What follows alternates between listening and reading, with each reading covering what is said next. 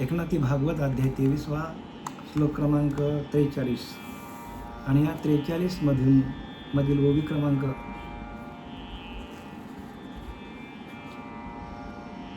596 पर्यंत आपण आलेले आहोत आणि आता 597 ओवीपासून आपल्याला सुरुवात करायची आहे.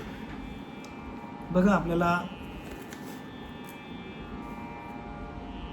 भगवंताने उद्धवाला जे काय ज्ञान सांगितलं या भिक्षुगीतातलं, आणि ते भिक्षुगीतात जवळजवळ आपल्या 43 श्लोकापर्यंत आपण आलो. ओव्या जवळजवळ 596 झाल्या तरी पण ते भिक्षुगीत संपत नाही.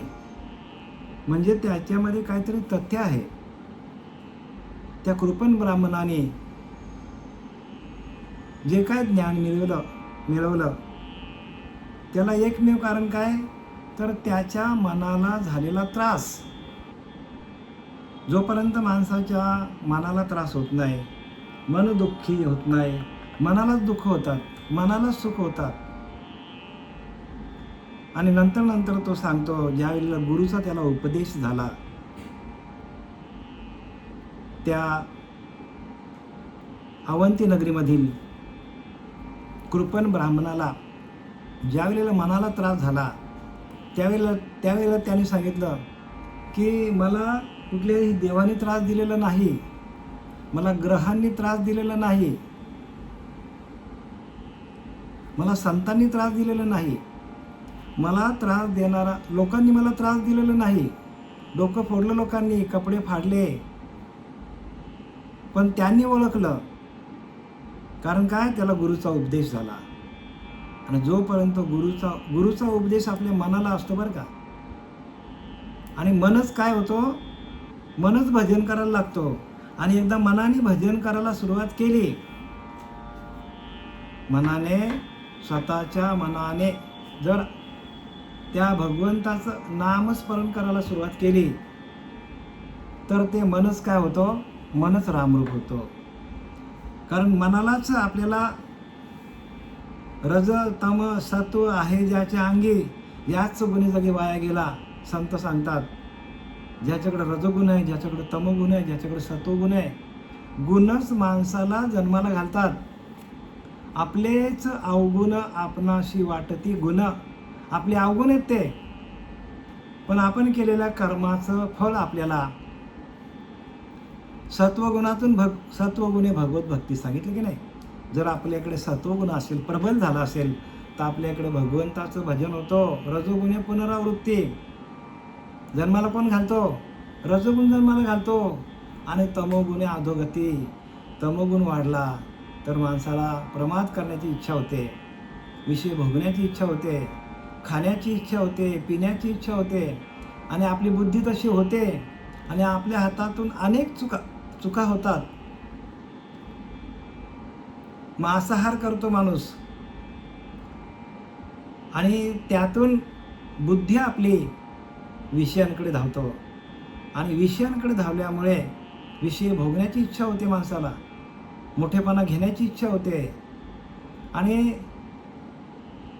ते गुणच माणसाला त्रास देतात. आणि त्या गुणातून आपल्याला परत जन्म मरण्याच्या चक्रामध्ये लटकावं लागतं. जन्म मरण्याच्या फेऱ्यामध्ये लटकंती होते माणसाची. आणि ते गुण प्रबल करणारा आपला मनच आहे. आणि म्हणूनच मनच आपला काय आहे, सर्व इंद्रियांचा राजा आहे. इंद्रियांना आदेश देणारा मनच आहे. आणि म्हणून मन एवं मनुष्यानाम कारणबंध मोक्षाय. मनच माणसाला बंधनात टाकतो. बघा, भिक्षुगीत सांगतो आपल्याला बरं का, त्या कृपण ब्राह्मणावर आलेली संकट, त्याने कोणत्याही देवाला दोष दिलेला नाही. नाही तर आपण देवाला दोष देऊन तयार होतो. देवाने माझं असंच केलं, देवाने माझं वाईट केलं, आणि देवाला माणूस शिवाय घालतो. सर्व आपल्या हातातून कर्म होतात मनाकडून, आणि आपण दोष कोणाला देतो, देवाला देतो. ग्रहांना दोष देतो. ग्रह काही करत नाही. ग्रह आपल्यापासून खूप लांब आहेत. एखाद्या माणसाला दोष देतो, त्या माणसाकडे जे पंचमहाभूत आहेत तीच आपल्याकडे आहेत.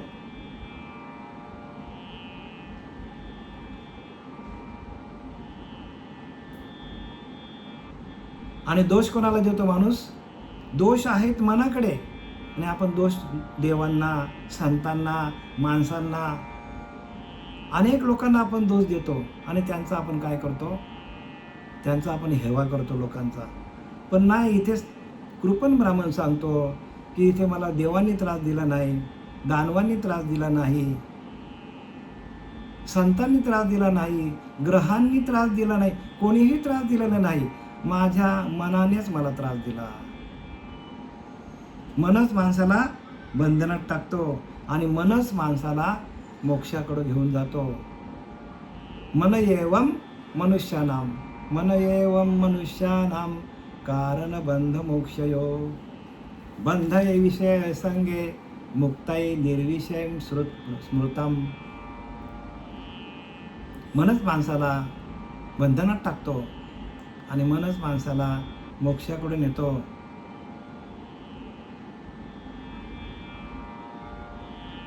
मुक्ती देणं हे मनाच्या हातात आहे, हे कृपण ब्राह्मणाच्या लक्षात आलं. त्यामुळे त्यांनी कोणालाच दोष दिला नाही. त्याचं टाळकं काय फोडलं, त्याचे कपडे काय फाडले, तरी त्यांनी त्या लोकांना दोष दिलेला नाही आहे. जे त्रास देणार आहेत त्यांनाही दोष दिलेला नाही. म्हणून संतांनी आपल्याला जी उपासना दिलेली आहे ती मन स्थिर करण्यासाठी दिलेली आहे. मन करारे प्रसन्न सकळ सिद्धीचे कारण. मनच आपल्याला काय करतो? प्रसन्न करायचं आपल्याला, आणि सर्व सिद्धी मनाकडे आहेच. मोक्ष अथवा बंधन मनच करी, मन करारे प्रसन्न सकळ सिद्धीचे कारण. मन करारे प्रसन्न सर्व सिद्धीचे कारण. मोक्ष अथवा बंधन सुख समाधान इच्छा. इच्छा, मनाची इच्छाच आपल्याला सुखाला घालते, आणि मनाच्या विरुद्ध आपण गेलो तर आपल्याला दुःख होतं. दुःख मनाकडे आहे, शरीराकडे नाही आहे. शरीराला चालवणारा मन आहे. आणि म्हणून विशेष स्वरूपाचा हा 23वा अध्याय भगवंतांनी उद्धवाला सांगितलेला आहे, तो आपल्यासाठी सांगितलेला आहे. अरे बाबा, मन करा रे प्रसन्न. मनच तुमचा सगळं काय करतो, आणि सर्व विभूतीमध्ये मन हेच आपलं देव आहे. जसा चंद्र विभूती आहे तसं मन विभूती आहे, सूर्य विभूती आहे, आणि मन ही एक आपली विभूती आहे. हिमालय विभूती आहे, नाम विभूती आहे, या अनेक विभूती आहेत. त्या विभूतीमधील मन एक विभूती आहे, आणि ती भगवंताचीच आहे. आणि म्हणून आपलं मन भगवंताला दिलं तर आपण सुखी राहू. म्हणून युद्ध चालू असताना, अर्जुनाचं युद्ध चालू असताना भगवंताने सांगितलं आहे, तू मन हे मीची करी, माझी या भजनी प्रेम धरी. तुझं मन माझ्या भजनामध्ये मद्रूप कर, आणि सर्वत्र नमस्कारी मज एका ते. मी सगळीकडे भरलेला असा तुझा भाव धर, तू युद्ध जिंकून जाशील अर्जुना. आपल्याला पण तेच सांगितलं आहे. आपल्याला जरा काय कोणी बोलला की लगेच राग येतो, आणि म्हणून आपलं मन सम राहायला पाहिजे. समबुद्धी घेता समान श्रीहरी, शम दमावरी हरी. झालं म्हणजे काय? समबुद्धी घेता समान श्रीहरी, म्हणजे भगवंत सगळीकडे सारखाच भरलेला आहे. आपण इथून मुंबईला गेलो तरी आपल्याला तोच श्वास मिळतो. आपण इथून अमेरिकेला गेलो, ऑस्ट्रेलियाला गेलो तरी आपल्याला तोच श्वास भेटतो. वेगळा भेटतो का? अमेरिकेतले लोक श्वास वेगळा घेतात आणि डोंबिवलीची माणसं वेगळा घेतात, बरोबर आहे ना? अरे सगळ्यांना चालवणारा एकच श्वास आहे. श्वास हाच आपला देव आहे, आणि तो श्वास जो आहे त्या श्वासावरती आपण कंट्रोल करणं, त्या श्वासावरती आपण विजय मिळवणं म्हणजे मनावर विजय मिळवणं. जेवढं आपला श्वास बाहेर जाईल तेवढं आपलं मन भरकटत जाईल. हे गुह्य ज्ञान बरं का, आणि हे सगळं आतलं आहे, कोणाला समजत नाही. आणि हे सांगण्यासाठी भगवंताने अवतार घेतलेला आहे. अवतार तुम्हा धरावया कारण उद्धरावया जड जीवांचा उद्धार करण्यासाठी संत येतात, आणि ते आपल्याला काय करतात? अभ्यास लावून देतात श्वासावरती. आणि हे गुह्यातलं गुह्य ज्ञान आहे. आणि हे ज्ञान करण्यासाठी गुरुला शरण जायचं असतो. ग्रंथ वाचून तुम्हाला ते वाच्यार्थ असेल, पण वाच्यार्थ लक्षार्थ नसणार. लक्षार्थ वाच्यार्थ असेल, पण वाच्यार्थ लक्षार्थ नसणार. लक्षात घ्या. वाचन सांगणं, वाचणं ते वाचिक ज्ञान आहे. ते वाचिक ज्ञान तुम्हाला भगवंतापर्यंत नेणार नाही. पण लक्षार्थ असेल. लक्षार्थ म्हणजे काय?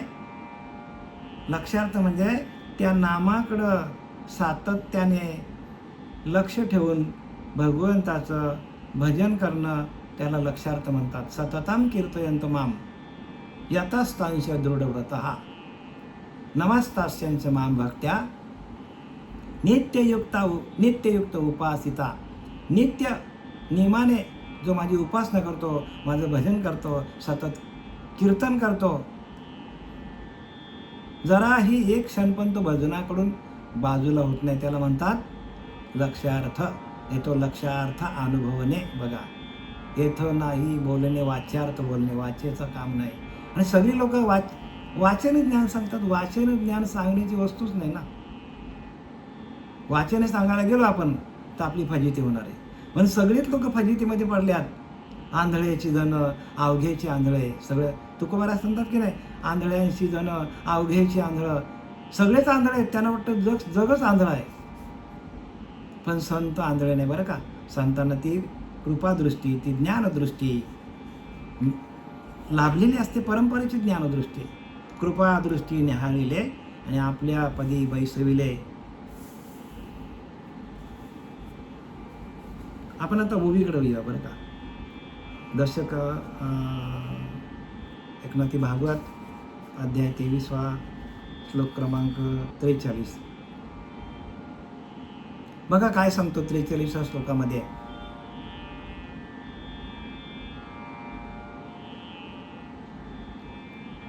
हे लोक माझ्या सुखदुःखाला कारण नाहीत. देवता, आत्मा, ग्रह, कर्म, काल हे काहीच कारण नाहीत. स्वतः कबुली देतो तो की माझ्या दुःखाला मी भीक मागायला लागलो. भिक्षुगीत म्हणजे काय? भीक मागणाराचं गीत. तो कृपण ब्राह्मण एवढा श्रीमंत होता, सगळं ऐश्वर्य त्याच्या पायाखाली होतं, पण तो भिकारी झाला. आणि आता त्याने स्वतः लिहिलेलं भिक्षुगीत भगवंतानी उद्धवाला सांगण्यासाठी, कारण ते आपल्यापर्यंत यावं म्हणून भगवंताने उद्धवाला ते सांगितलेलं आहे. हे लोक म्हणजे मला मारतात, झोडतात, दगड काय मारतात, माझी थट्टा काय करतात, माझ्या नाकात काड्या काय घालतात. हे लोक माझ्या सुखदुःखाला कारण नाही. कुठला देवता पण माझ्या दुःखाला कारण नाही. आत्मा पण दुःखाला कारण नाही. ग्रह पण माझ्या दुःखाला कारण नाही. माझं कर्म पण माझ्या दुःखाला कारण नाही. काल पण माझ्या दुःखाला कारण नाही. माझ्या दुःखाला कारण काय आहे? तर या संसार चक्राला चालविते ते मन, हेच केवळ सुखदुःखाचे कारण आहे. संपूर्ण बघा, मन कोणाला नाही सांगा मला. मन प्रत्येकाला आहे हो. त्या कुत्र्याला आहे, मांजराला आहे, मच्छराला बघा लगेच उठतो आपण मारायला गेलो की. म्हणजे त्यालाही मन आहे. प्रत्येक ठिकाणी ते मन आहे.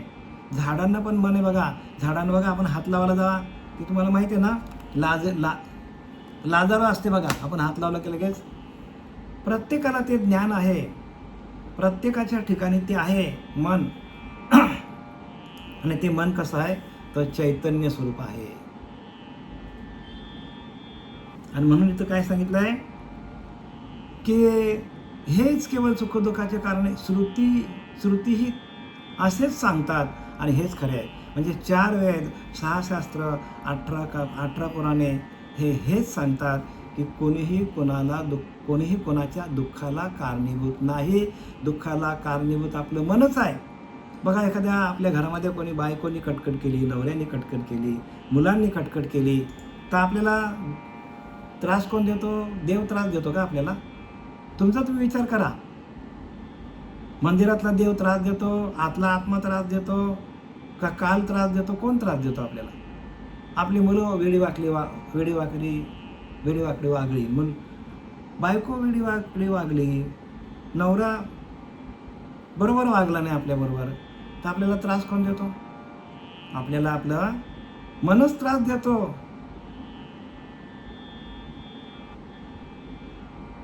म्हणून सुखी संतोषानं यावे, दुःखी विषादानं भजावे आणि लाभालाभ न धरावे मनामध्ये, ज्ञानोबा सांगतात. सुखी संतोषानं यावे. कितीही सुख झालं तरी मनाला समाधान वाटून द्यायचं नाही, आणि कितीही दुःख झालं तरी आपण दुःख करायचं नाही.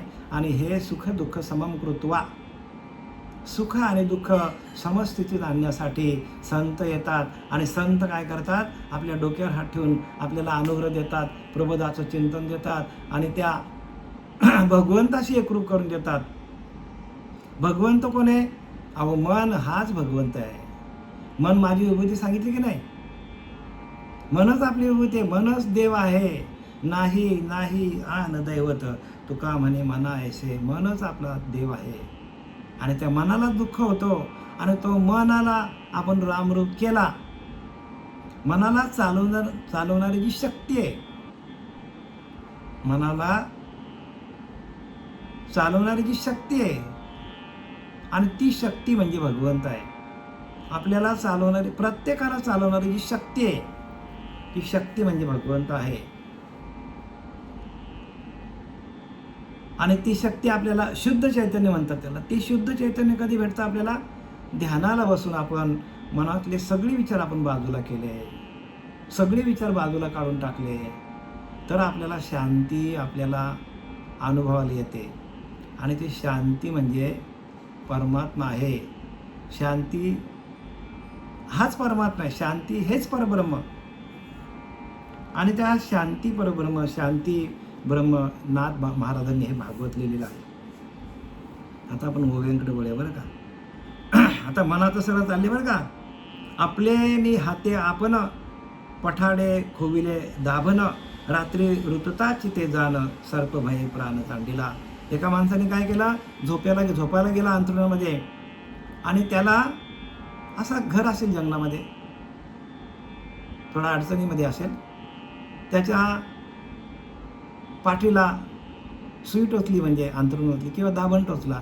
तो घाबरला, अरे बापरे मला साप चावला. आणि काय झाला? इथे दिले नाथ महाराजांनी, सर्प भये प्राण सांडिला, आणि तो घाबरून त्याने आपला जीव सोडून दिला. आता दुसरा उदाहरण दिलंय. त्यासी सर्प नाही लागला, मा विखे केवी तो घरीला, परी निज शके स्वये निमाला, तैसा कालू लागला जनांशी. खरोखर तेथे साप मुळीच नव्हता बघा.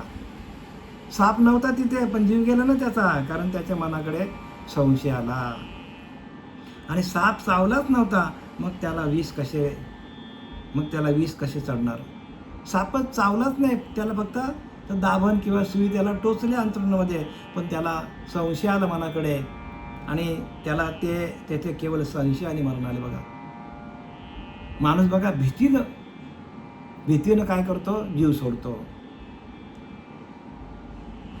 आणि जो घाबरतच नाही कशालाच घाबरत नाही, जो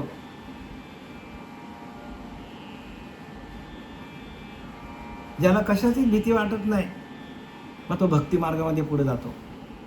कारण तो मनावरती विजय मिळवणं हीच भक्ती आहे. जैत रे जैत म्हणून निशान ध्यानाचे लागते. मनावरती विजय मिळवता यायला पाहिजे. आणि मनच आपलं काय आहे? मनच आपल्या मोक्षाला कारण आहे. मनच आपल्याला बंधनात टाकायला कारण आहे.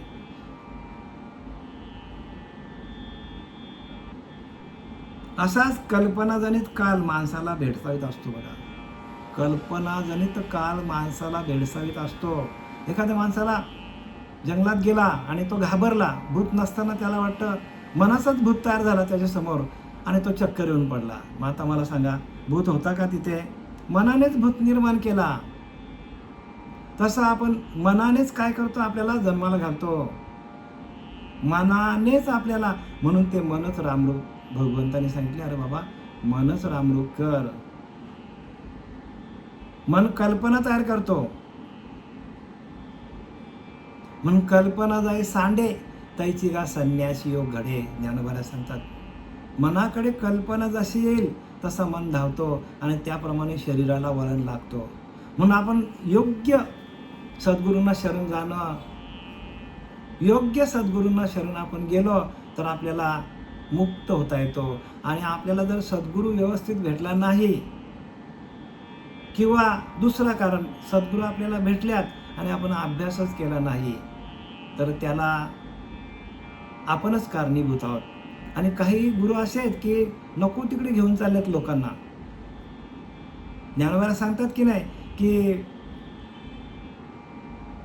पश्चिम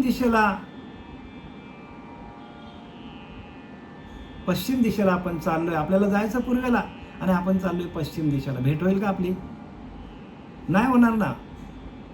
म्हणून योग्य गुरु आपल्याला मिळाला तरच आपल्याला मोक्ष आहे. आणि गुरु जर आपला चुकीचा आपल्याला मिळाला आणि त्याच्यावर आपण विश्वास ठेवला तर मग आपल्याला धोका होईल. प्रत्येक माणसाला धोका आहे. मग म्हणून शास्त्र वाचा. गुरुप्रचिती, आत्मप्रचिती आणि शास्त्रप्रचिती ह्या तिन्ही एकवटल्या येते. तिन्ही एकवटल्या पाहिजे. तिन्हींचा अनुभव यायला पाहिजे. गुरु सांगतात ते शास्त्रामध्ये आहे आणि शास्त्र सांगतो तशी माझ्याकडे अनुभूती मला यायला पाहिजे. शास्त्राचं वाचनच वेगळं चाललंय का? शास्त्राचा अर्थच वेगळा सांगतात. जोपर्यंत आत्मसाक्षात्कार नाही तोपर्यंत शास्त्र वाचून फायदा नाही. शास्त्र वाचण्यासाठी तुम्हाला आत्मसाक्षात्कार व्हायला पाहिजे. आत्म्याचाच साक्षात्कार होतो आणि आत्मसाक्षात्कारच तुम्हाला भगवंतापर्यंत पोहोचेल. शास्त्र, पोथ्या, पुराणं वाचून आपल्याला ज्ञान मिळणार नाही. पहिल्यांदा अनुभूती यायला पाहिजे. आणि ते अनुभव येण्यासाठी हा कृपण ब्राह्मण कोणाला शरण गेला? गुरूंना शरण गेलेला आहे. एकाशी सर्प झोंबला पाठीशी, काय रुतले म्हणे सांगा त्याशी, तो म्हणे कांटी लागली कैसी ते म्या अनायासे उपडिली. एका माणसाला दुसरा, आता दृष्टांत दिला दुसरा. पहिला दृष्टांत झाला की साप नव्हता, त्याला सुई टोचली आणि त्याला म्हटलं अरे बापरे साप चावला आणि त्याने धीर सोडला आणि मेला, प्राण सोडला. दुसरा दृष्टांत दिला, एका माणसाला खरोखरच साप चावला. बघा मनाचा चाललंय आपला, मनाची क्षमता चाललेली आहे. मनाकडे निर्भीडपणा पाहिजे. एका माणसाला खरोखरच पाठीला साप चावला त्याच्या आणि तो साप पळून गेला. एकाने सांगितलं काय नाही, काटा टोचला होता तुला. साप पळून गेला आणि काही दिवसांनी ते दोघे एकत्र राहिले दोघे. आणि मग त्याने सांगितलं अरे बापरे तुला त्या दिवशी ना तुला 15-20 दिवसापूर्वी तुला साप चावला. आणि एवढी बातमी ऐकून त्याने तिथंच तो गतप्राण झाला. म्हणजे काय सांगायचं, शक्ती कोणाकडे? मनाकडे शक्ती आहे. मन मरतच नाही.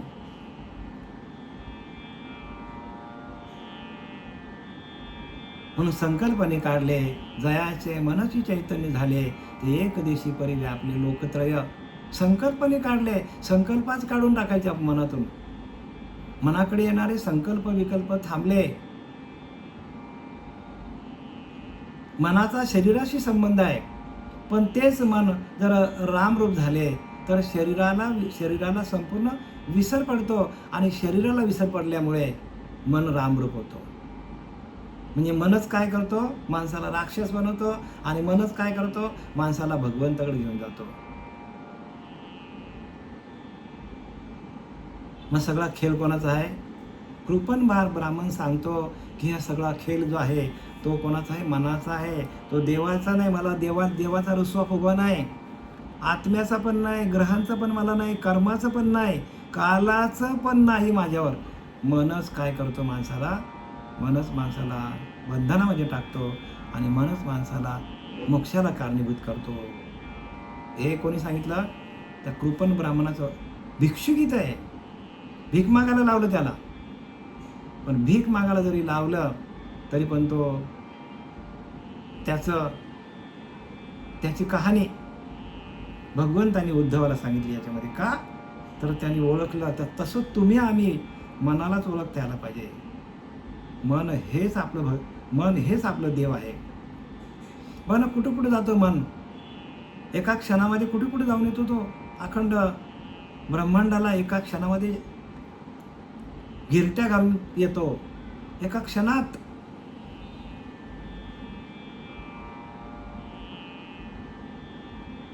आणि ते मन जर आपलं स्थिर झालं तर आपणच परब्रह्म स्वरूप आहोत.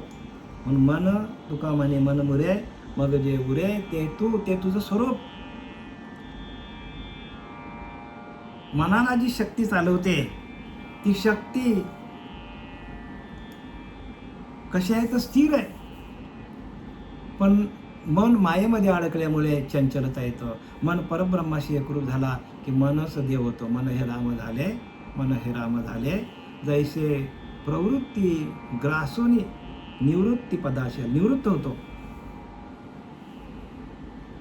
तो नव्हे सर्पा शासंक, या लागी त्याशी न चढे विख. जोपर्यंत तो सर्पामध्ये सर्प चावलं त्याला माहीत नव्हतं, तोपर्यंत तो बिंदास होता, तोपर्यंत त्याला विष चढलं नाही. या लागी न चढेची विख, निज व्यापारी देख यथा सुख वर्तत. तो नव्हे सर्पा शासंक. त्या माणसाच्या मनात सर्पाची शंका जराही नव्हती. त्याला साप चावलं होतं पाठीला आणि त्याच्या मित्रांना माहिती साप चावले, पण तो कबूल झाला नाही. हा साप निघून गेला तिथनं आणि त्याला सांगितलं काय झालं ना, जा. त्याला काहीच झालं नव्हतं. जोपर्यंत त्याच्या मनामध्ये शंका आली नाही, त्याला वाटलं काहीतरी टोचलं असं वाटलं, तोपर्यंत तो बिनधास्त होता. आणि पुढं काय सांगतात बघा. आणि सर्पाची शंका नव्हती म्हणून त्याला खरोखरच सर्प चावलेला असूनही विष चढला नव्हता. सर्प चावला पण त्याला वाटलं काहीतरी टोचलं, त्याने शंका घेतली नाही म्हणून तो बिनधास्त होता. तो मोठ्या शांततेने आपल्या उद्योगात लागला बघा. शांततेने उद्योग करायला लागला. त्याशी सांगूनी बहुकाळी खून, देता सर्पाची आठवण, तत्काल विषय आवळोन आशंका प्राण सांडिला. आणि तो मित्र त्याला बऱ्याच दिवसात भेटला आणि त्याने सांगितला, बराच काल गेल्यानंतर मित्र त्याला भेटला आणि त्याने आठवण करून दिली, अरे तुला साप चावला होता. तेव्हा त्याला संशयाने घेरले बघा. म्हणून संशयाने थोर अनेक नाही पाप घोर, विनाशाशी वांगूर जैसा. कुठल्याही गोष्टीवर आपला संशय आला की आपला स्वतःचा वाटोला झाला समजायचा. मग घाबरून प्राण सोडला त्याने बघा. तर मित्र भेटला त्याला सांगितलं, आणि मागच्या वेळेला तुला साप चावला होता. अरे बापरे, मग तू तर खोटा बोललास. हो म्हणतो. आणि त्याला संशय आला त्याच्या पिंड, अरे बापरे साप चावला मला, एवढंच त्याच्या मनाने धरला आणि त्याचा तो पण काय झाला, त्याने प्राण सोडला. हो, म्हणजे सगळं कोणाचं करणे आहे, सगळे करणे भगवंताने दिलेल्या मनाकडे सगळं आहे. आणि म्हणून आपण आपलं विवरण काय चालले, मन एव मनुष्यानाम कारण बंध मोक्षाय. मनच माणसाला बंधनात टाकतो आणि मनच माणसाला मोक्षाकडे घेऊन जातो. मनच माणसाला राक्षसी वृत्ती बनवतो आणि मनच माणसाला देव बनवतो. सगळे मनाचं करणे बरं का. इथे नाथ बाबांना सांगायचं की भगवंताने उद्धवाला सांगितलं, अरे बाबा मन करा रे प्रसन्न, सर्व सिद्धीचे कारण, मोक्ष अथवा बंधन, सुख समाधान इच्छा. ते सुख पण मनावरचे आहे, समाधान मनाकडे आहे, इच्छा पण मनाकडेच आहेत. आणि ते मन कोणाला ऐकत नाही. आणि ते मनच सगळ्यात तेजवन गोष्ट असेल ते मन आहे. आणि त्या मनाला आवरण्यासाठी भक्ती आहे. मनाला आवरण्यासाठी तुम्हाला साधना दिलेली आहे. मनाला आवरण्यासाठी तुम्हाला ध्यान करायला सांगितले आहे. आणि ते मन एकदा स्थिर झालं, शांत झालं, मनाला एकदा त्या भगवंताची ओळख पटली, मनाची आणि भगवंताची भेट झाली, तर मन भगवत स्वरूप होतो, भगवताकार होतो. जसं लोखंडाला परीस लागला तर लोखंड सोनं होतं, तसं मनाला आपल्या भगवंताची भेट झाली तर मन भगवताकार होतो. लक्षात घ्या. म्हणून प्रत्येकाने मनाला आपल्या मनाला आपल्या काबूत कसा ठेवता येईल याच्यावरती जास्तीत जास्त अभ्यास करा. ते निर्विकल्प पुरुषा कुठे संकल्पाची आशंका, ते काळी काळू देखा बांधो आवांका निर्दळेने. त्याचप्रमाणे निर्विकल्प मनुष्याला जेव्हा संकल्प उत्पन्न होतो तेव्हा काळाची सत्ता अस्तित्वात येते, नाशाचे राज्य सुरू होते. निर्विकल्पे प्रत्येक माणूस निर्विकल्पच आहे, पण त्या निर्विकल्प मनुष्याला जेव्हा संकल्प उत्पन्न होतात, शंका निर्माण होते, तेव्हा त्याच्यावर काळाची सत्ता चालू, तेव्हा काळाची सत्ता अस्तित्वात येते आणि नाशाचे राज्य सुरू होते. काळाची सत्ता चालू होतो. मग काल कोणाकडे आहे, तर काल कोणाकडे आहे, तर कालच मनाकडेच काल येतो. काल मनाकडे बसलेला आहे, म्हणून मनाला आपल्याला रामरूप करायला सांगितलंय. मनाला भजनामध्ये टाका. मन भजनामध्ये गेला की भगवंताचं चिंतन करू लागला तर तो या देहाकडे येणारे सुख दुःख त्याला बाधू शकत नाही. मन भगवंताच्या भजनामध्ये रंगल्यानंतर शरीरावर कितीही संकट आले तरी मन भगवंताशी एकरूप झालाय. माऊली सांगतात की नाही, का शस्त्रावरी तोडली या, देहा अग्नीमध्ये पडली या, चित्त महासुखामध्ये पहुडली या, चिवूच नये. चित्त महासुखामध्ये गेला, शरीर तोडलं काय, अग्नीत टाकलं काय. काल सांगितलं तुम्हाला, भक्त प्रल्हादाची अवस्था झाली.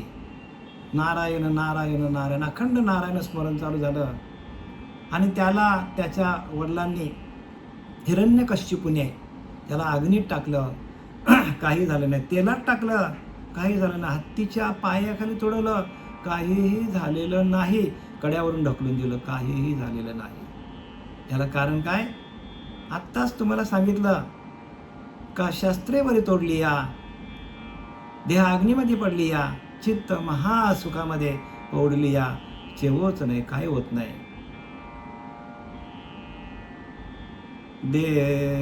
देह जाओ अथवा राहो, देह जाओ अथवा राहो, पांडुरंगे दृढ भाव, पांडुरंगे दृढ भाव, देह जाओ अथवा राहो, देह जाओ अथवा राहो. पांडुरंगावर आपला दृढ भाव असला पाहिजे. म्हणजे त्या भगवंतावर आपला दृढ भाव असला तर आपल्याला काही होत नाही. पण आपला भगवंतावर दृढ भाव होण्याकरता आपल्याला अनेक प्रकारची संकट आली माणसावर तरच माणूस भगवंताचं भजन करतो, अन्यथा करत नाही.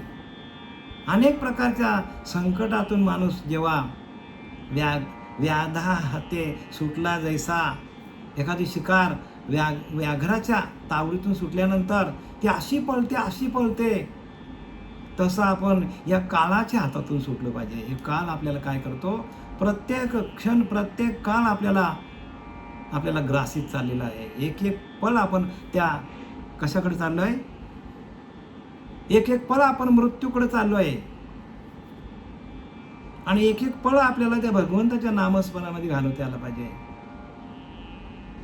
म्हणून तू झडझडून व्हायला निघ या भक्तीच्या वाटेला, जे पावशी अभ्यंग निज धाम माझे. मनाला शिकवून दिलेलं आहे समर्थ रामदासांनी. मनाला 205 मनाचे श्लोक लिहिले आहे आणि मनालाच ब्रेक मारले 205 तरी मन कुठे थांबतो? मन थांबणारा नाही. म्हणून मनाला भगवंताच्या भजनामध्ये लावा. जसं भगवान शंकराने मनाला त्या रामाच्या भजनामध्ये लावलं, तसं आपण आपल्या मनाला भगवंताच्या भजनामध्ये लावलं तर येणारी संकट आपोआप दूर होतील. पण आपण ते भजनच करत नाही. सगळ्या गोष्टी येतात त्या भजनावर येतात. त्या भजनामध्ये जो आनंद आहे तो आनंदच आपल्याला सोडत नाही.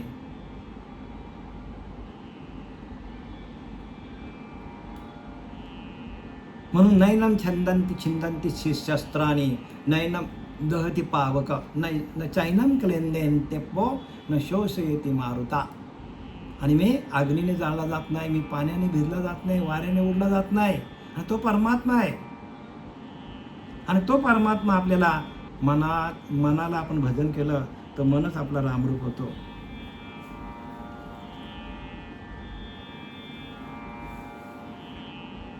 तेवे निर्विकल्प सुखा निर्विकल्प पुरुखा उठी संकल्पाची आशंका ते काळी काळू देखा बांधवा अवंका निर्दली.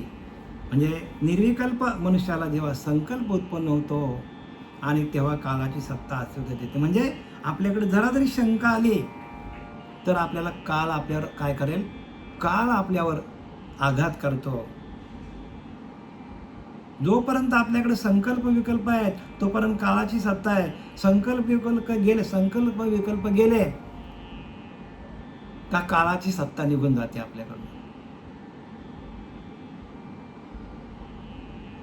म्हणून काल आपल्याला ग्रासावायला आलेला आहे. नको नको मना गुंतू माया झाली काळ आलाय जवली ग्रासावया. काळाची ही एवढी पडेल बा जेव्हा सोडविना तुझला माय बाप सोडविना राजा देशीचा चौधरी आणि कसोरी भली भली. सोडविना बंधू पाठीची बहीण शेजीची कामी न दूर आहे. तुका म्हणे सोडविना तुझं एक चक्रपाणी वाचून या. म्हणजे त्या नामाशी एकरूप हो सांगितलं आपल्याला. चक्रपाणी म्हणजे नाम. सुदर्शन चक्रासारखं आपल्यावर काम करतो ते म्हणजे नाम. तसं भगवंताने सुदर्शन चक्र आड केला तर सगळी संकट बाजूला होतात. तसं आपल्यावर नाम हे सुदर्शनाचं कार्य करतो आणि ते नाम आपल्याकडे असलं पाहिजे.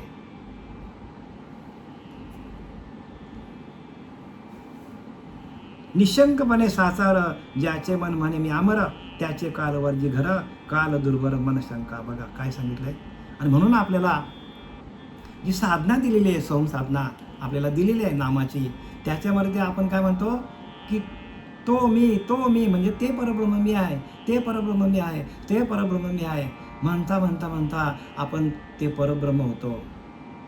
आपल्या मनाला काय दिली, आपल्याला शिकवण दिलेली आपल्या सच्चिदानंद सद्गुरू श्रीपाद बाबा, रामदास बाबा, पांडुरंग दिवेकर बाबा यांनी आपल्या मनाला शिकवून दिली. अरे ते परब्रह्म तू आहे, तो मी बरं ते मी तो मी अहम ब्रह्मास्मी, आपण ब्रह्म आहोत. आपल्याला दिले की नाही नाम. आणि म्हणून राम म्हणता रामची होईजे. राम म्हणता म्हणता आपण राम होऊन जातो. तुका म्हणे आळी जेवी नुरीची वेगळी. कितीतरी दृष्टांत देण्यासारखे आपल्याला आहेत. म्हणून आपल्याकडे जी शंका येतो, ती शंका येण्याचं कारण काय, ते शंखासुरे आपल्याला काय करतो, शंका निर्माण करतो आणि आपल्याला अधोगतीला घेऊन. शंका हाच शंकासूर आहे. भगवंताच्या नामावर श्रद्धा ठेवा. नामावर श्रद्धा ठेवली तर आपण रामरूप होतो, नामरूप होतो.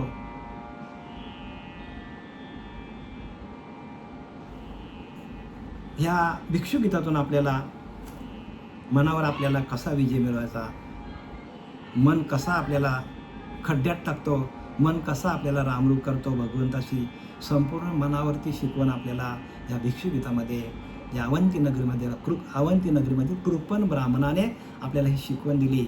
आणि ती कथा, झालेली कथा भगवंताने उद्धवाला या 11व्या स्कंदामध्ये, एकनाथी भागवतामध्ये उद्धवाला सांगितली.